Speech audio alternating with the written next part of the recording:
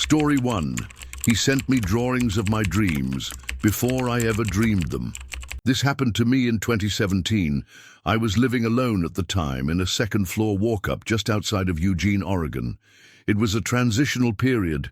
I'd left a job in Seattle I hated and was trying to get back into illustration, which had always been my comfort zone. I freelanced from home, mostly small commissions, logos, pet portraits, a few album covers. My sleep was irregular. Sometimes I'd be up sketching until 3 a.m. Other nights I'd crash right after dinner. One morning, I woke up to find a manila envelope on my desk. No label, no postmark, no name, just sitting there, half tucked under my laptop. I live alone.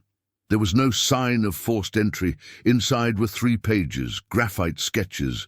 The first was of a hallway, narrow, carpeted with one lamp on the right side. I recognized it immediately. It was the hallway from my dream the night before. The second sketch was more abstract, an open doorway with something or someone just out of frame. It matched the final image I saw before I woke up. The third sketch was of me. I stared at them for a long time. At first, I thought maybe I had drawn them myself in some sort of fugue state, but the technique was off, slightly different pressure. Smudging I never used, left-handed stroke work. I'm right-handed. I threw the envelope away, chalked it up to stress or sleepwalking. But then the dreams kept coming, and so did the sketches. They arrived every few days, always unmarked, always on my desk in the morning, and always matching exactly what I'd dreamed the night before, until one night when I dreamed of something that hadn't happened yet. In the dream, I was walking past the stairwell in my building and saw someone standing at the landing, watching me. He didn't move.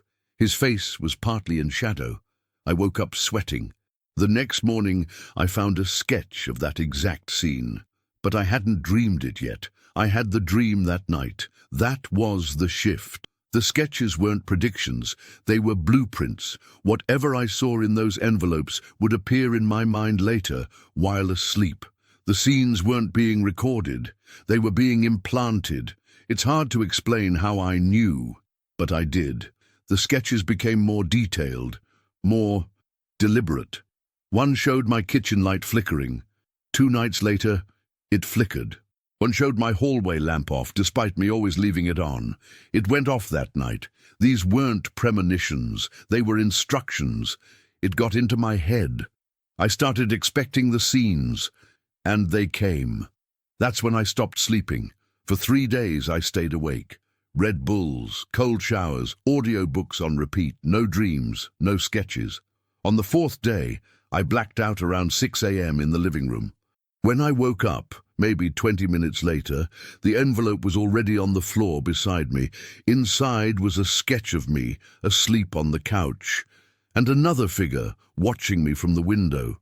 There's a moment when fear becomes familiar, not comforting, just recognized, like a roommate. I started to see the pattern. The sketches weren't warnings, they were implants, seeded scenes. The more I tried to fight them, the more precise they became, until I saw one I hadn't dreamed. A room, my studio, with a figure inside. And this time, the figure wasn't looking at me, it was looking at something on the wall. I flipped the sketch around. Written faintly in the corner, smudged but clear, were the words, "Start drawing back." I threw away every pencil in my apartment, every charcoal stick, every sketch pad, every needed eraser. Stopped taking commissions, turned down a gallery spot I'd waited years for. I was done. I hadn't drawn since the last sketch, since those words, "Start drawing back." But that didn't stop them. Every morning I'd still find envelopes. The sketches got more personal. They started showing things I'd never told anyone, not even myself, not fully. Childhood memories I hadn't revisited in decades. The closet at my grandmother's house, the church basement where I hid during a fire drill in 2nd grade, the bathroom stall I locked myself in the night my ex left, and then it started smelling like graphite. It's hard to describe unless you've used it daily. There's a dryness to it, sharp, mineral, but strangely warm, like dust and metal and old paper. I'd wake up at 4 a.m. alone, windows locked, and I'd smell it. In the pillowcase, in the sheets, on the tips of my fingers. My studio was always clean. I stopped sleeping in there altogether. But the smell followed me. Then one morning I found a sharpened pencil on my pillow. It was the exact brand I used to use, Statler Mars Lumograph. But the paint was chipped, the eraser worn down to the metal, and the wood splintered as if it had been ground down by hand. Not by a sharpener. There were no shavings, just the pencil, balanced perfectly on the edge of my pillow. I started locking the door from the inside, barricading it with furniture. I even started sleeping on the couch in the hallway, a butcher knife under my blanket. It made no difference. The graphite smell was always there when I woke, sometimes faint, sometimes thick enough to coat my throat. I'd wake coughing and my lips would taste like dust. I went to the police, told them I believed someone was entering my apartment. They asked if anything was missing. I said no. They asked how they were getting in. I said I didn't know. I let them in to inspect. They found nothing. No sign of forced entry. No fingerprints. But one of them, a young officer, maybe 23, hesitated at the edge of my studio. He said, "It smells like pencils?" I nodded. He didn't step inside. Later that week, I covered every surface in my studio with butcher paper. Floor, walls, desk. I placed one of those sharpened pencils in the center and turned on a motion-activated camera. It never recorded anything. But each morning, the paper had a mark. Just one. A single curved line. Always the same pressure. Always the same arc. As if someone was sketching in pieces. I stopped sleeping again. Not out of fear, out of anticipation.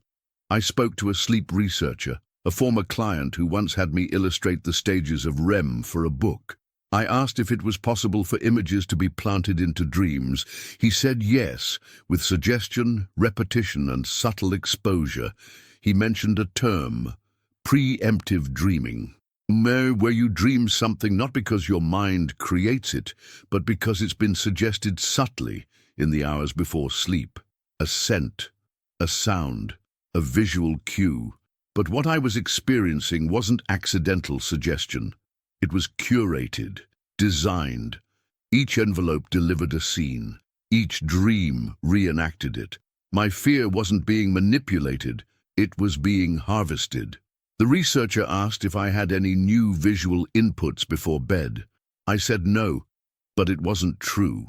The last sketch I received was different. There was no scene, just a blank room. My studio, same window, same table, same chair, empty. Except for one thing.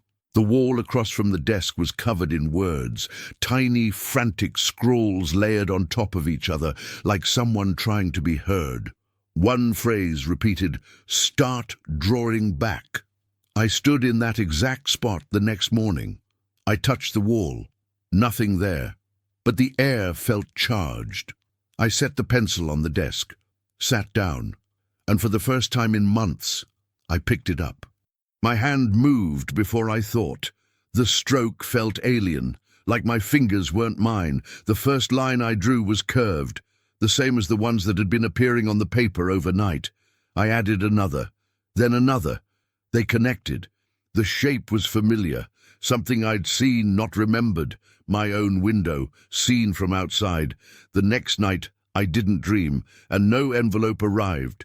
It hasn't since, but I still have the pencil. I keep it in a drawer, untouched. The wood has worn soft from use. The tip is almost gone, but some nights I swear I hear it rolling gently on the desk, even when the drawer is closed. I haven't drawn since. I won't, because whatever was trying to reach me, I think it's waiting. Story 2. He never said a word, but I knew he was in my apartment. This happened in 2020, right before everything shut down. I was living alone in a rent-controlled studio apartment in Los Feliz. It was one of those older buildings, built in the 1940s, hardwood floors, sunken living room, a narrow kitchen with yellowed tile, the kind of place that creaked when it settled, and it always settled. I kept things minimal. A small couch, a low bookshelf, 2 framed prints. My laptop desk faced the wall and behind it my bed. I liked the quiet. I liked knowing everything was exactly where I left it. That's why I noticed. The first change was the closet door. I always closed it before bed. Not out of fear, just habit. The click of it shutting had a kind of finality that helped me sleep. But one morning, it was open. Just a crack. I didn't think much of it. Maybe I forgot. Maybe I was half asleep and got up for water and didn't remember. But the next day, it was open again. I checked the hinges. Fine. No drafts. No tilt. Still, I let it go. Then it was the dish towel. I always hang it over the oven handle, folded evenly. That morning, it was on the counter. Not crumpled, placed. I didn't move it, but someone did. That's when I started locking my bedroom door. It didn't help. The next day, a book was missing. A small paperback I kept beside the bed. Blood Meridian. I didn't take it out, didn't move it. I checked the bookshelf. Not there. I stood still for a long time, just breathing, trying to reason it out. Then I opened the drawer to my desk. The book was inside, face down. The things that changed weren't random. They were subtle, curated. He didn't take anything. He didn't break anything. He just moved, rearranged. The butter knife was in the spoon slot. The bathroom mat turned sideways. My shaving kit slightly unzipped. Always just enough to notice, never enough to prove. There were no signs of forced entry. I changed the locks anyway. I didn't tell anyone. How do you explain a feeling like that? That someone is inside your life, but you can't prove it? That absence itself becomes possession. I started taking pictures, documenting everything before I left. A full panorama every morning, drawer positions, window locks, and every night I compared. Some days, nothing changed. Other days, a sock was missing. A chair was angled 3 degrees off. I once found a bottle cap in the sink. I don't drink anything with bottle caps. He never left a message, never made a sound. He didn't want me to catch him. He wanted me to feel him. It was a Thursday night when it happened. I'd just finished eating. The lights were dimmed. The TV was on. Some true crime thing in the background. I was sitting on the couch, scrolling my phone, legs tucked under me. The air was still. And then, for a split second, I saw it. In the reflection of the TV screen. A shape. Behind me. I turned fast. There was nothing. I stood. Walked to the hallway. Bedroom empty. Bathroom clear. Closet door still shut. I felt insane. I laughed out loud. But something didn't sit right. The reflection, it had shape, not a shadow. Not a trick of light. It was a person, bare feet, standing still. I'd been using my phone camera lately, recording time-lapse videos of the apartment while I worked. Out of curiosity, I scrubbed through the last few hours. Nothing. Just silence and dust and sunlight fading. But at the exact time I saw the figure, 9:42 p.m., the recording stopped. Just static, like a glitch. And for 3 frames, there was an outline, faint, grainy, a silhouette standing at the edge of the hallway. Bare feet, right on my floor. I replayed it again and again, paused it, zoomed in. I couldn't see a face, but the outline was human. Still, balanced, like someone watching. I didn't sleep that night. I pushed the couch against the door, sat on the floor with a hammer in my hand. At 3:17 a.m., the smoke detector chirped once. No smoke. Battery was new. I stared at the hallway for the next 3 hours. I don't remember falling asleep, but when I woke up, the hammer was gone. I found it the next day under the sink, balanced against the drain pipe, carefully positioned, like it had been placed there deliberately. I started researching cases of hidden occupants, people living in attics, air vents, under beds. They called them phantom tenants, a term used in certain psychiatric and criminal literature, mostly in reference to squatters or long-term trespassers. But some were worse. Some had no intention of ever being found. They didn't steal. They didn't hurt. They shared space without permission. I stopped leaving the apartment, ordered food delivery, worked remotely. Then I installed cameras, One in the living room, one in the kitchen, one in the hallway, facing the bedroom. I checked them daily, watched every frame. Nothing for days, no flickers, no movement, just silence, until the seventh night. At 3:11 a.m., the hallway camera triggered, just for 2 seconds. A hand. It appeared from the left side of the frame. Slow, controlled. It held something small. I paused the footage, zoomed in. It was my spare key, the one I kept in a small magnetic box under the sink. I checked the box. It was empty. I didn't call the police. What could I say? Someone used a key, moved a towel, stole a book. They'd write it off as anxiety. That night, I didn't sleep. I sat in the hallway, back against the wall, and I waited. At 2:58 a.m., the air felt different, not colder, heavier, like someone was breathing quietly in the next room. I stood up, opened the bedroom door. It was dark, but the closet door was ajar. I stepped closer. The floor creaked. I reached for the knob, then stopped. I didn't want to see. I didn't want to give him that, because he never said a word, and neither would I. The next day I packed a bag, left the apartment without telling anyone, rented a short-term place, different neighborhood, no forwarding address. I never went back. A week later, the building manager called me. Said he'd entered the unit to do a walkthrough, found everything untouched, except for the kitchen drawer. Inside it, laid perfectly parallel, was the spare key. Next to it, a note. No handwriting, just printed text, cut out and glued. It said, "Thank you for letting me stay." I never responded, never filed a report. I moved again 6 months later. New locks, no spare keys. But sometimes I still wake up and find a drawer open. Not wide, just enough to notice. And I know he's not in the apartment anymore. But I still keep checking because he never said a word, and neither will I. Did you enjoy the content and it made a difference for you? Click on Super Thanks and support our work. Story 3. I blocked every number, but the messages kept arriving. This started in 2018, back when I still thought blocking someone meant the end of something. His name was Milo. We never met in person. He followed me on Twitter, then Instagram, then Facebook. I didn't think anything of it. I had just started selling prints online. People followed all the time. Then he started commenting, not publicly, always in DMs. At first it was casual. "This piece reminds me of a dream I had once. You draw eyes like you've seen something." I ignored most of it, replied once or twice out of politeness. Then he started getting specific. He would describe what I had worn the day before, not in a creepy way, just accurate.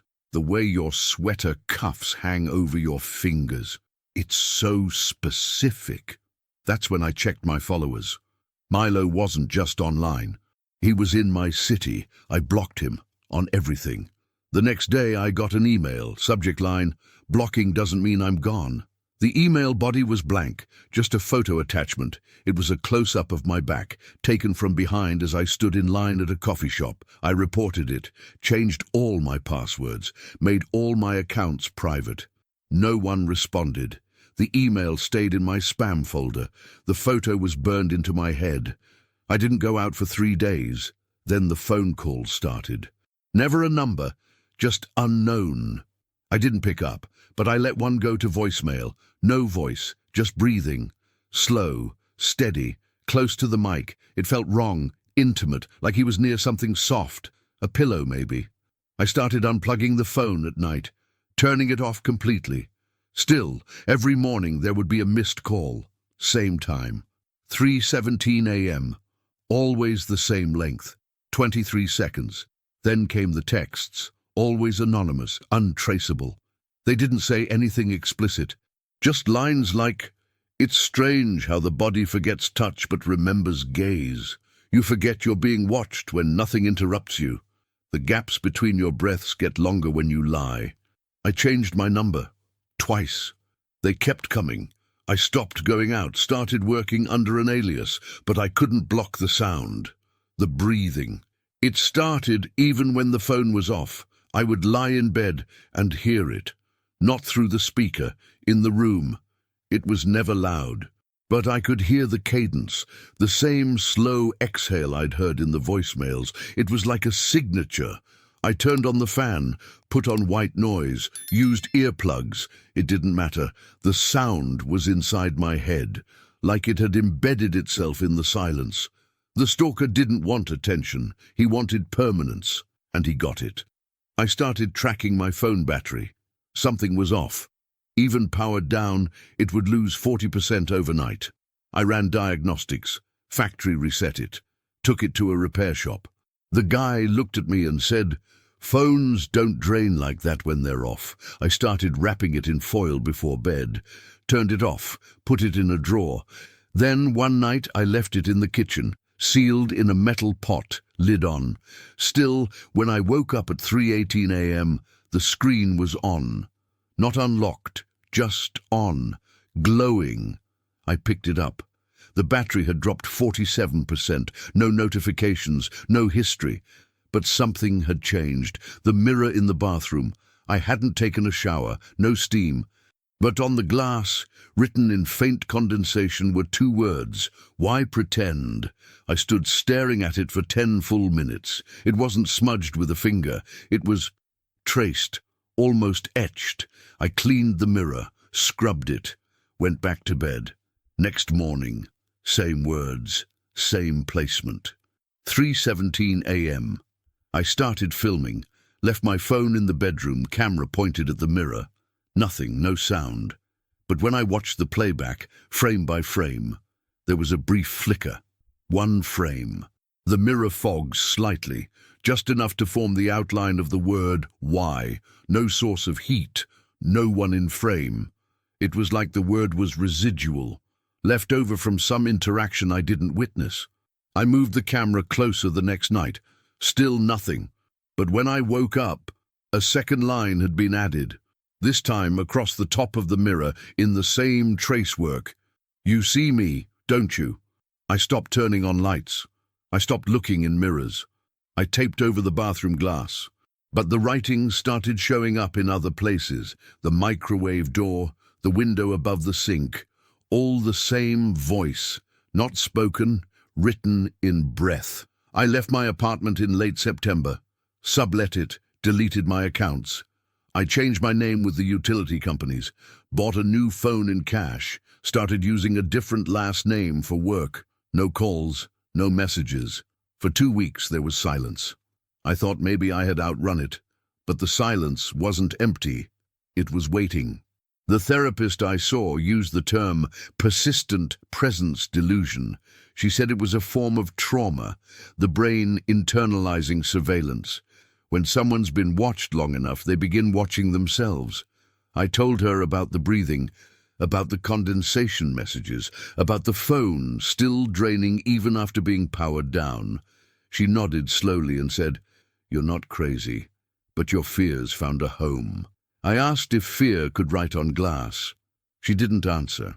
I stayed in that new place for 3 months. Nothing happened, until one morning I opened the mailbox. Inside was a small, padded envelope. No return address, no stamp, just my name. My real name, the one I hadn't used in months. Inside was a single SIM card, worn, slightly bent, the kind that fits old Androids. Written in black marker in tight block letters. "You can't mute me." I didn't react. I didn't speak. I just closed the mailbox, went back inside, and sat down. I didn't plug it in. Didn't insert it, but that night the breathing came back. Faint, measured, familiar, not through the phone, not through the wall, inside the silence.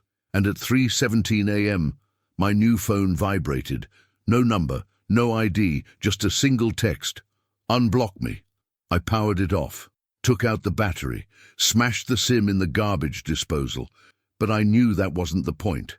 It was never about the message. It was about permanence. He didn't want me to respond.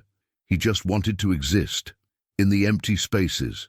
In the silence between thoughts. The next morning, there was nothing. No fog on the mirror, no missed call, no messages.